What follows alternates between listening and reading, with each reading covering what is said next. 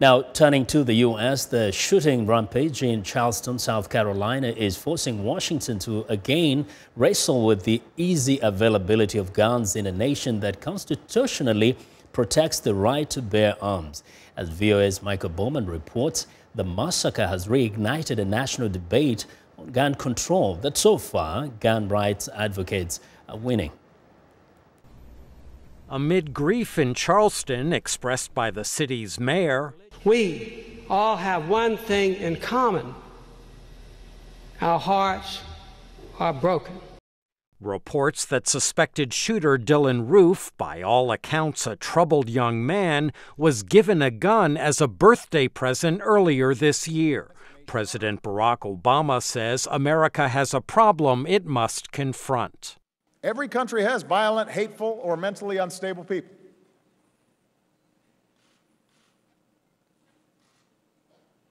What's different is not every country is awash with easily accessible guns.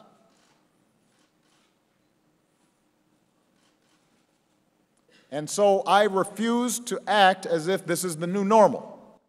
Already the issue is reverberating in next year's presidential race. Democratic candidate Hillary Clinton noted the Charleston tragedy followed shooting rampages at a Connecticut elementary school and a Colorado movie theater. We have to face hard truths about race, violence, guns, and division. How many innocent people in our country, from little children to church members to movie theater attendees, how many people do we need to see cut down before we act? America's biggest gun rights lobby, the National Rifle Association, has not shied from the fight. Wayne LaPierre heads the group. We will elect our next great president of the United States of America, and it will not be Hillary Rodham Clinton. The NRA's political clout is such that prominent Republicans lined up to address its annual national convention this year, including former Florida Governor Jeb Bush, who is now running for president. I have a message for the Obama administration.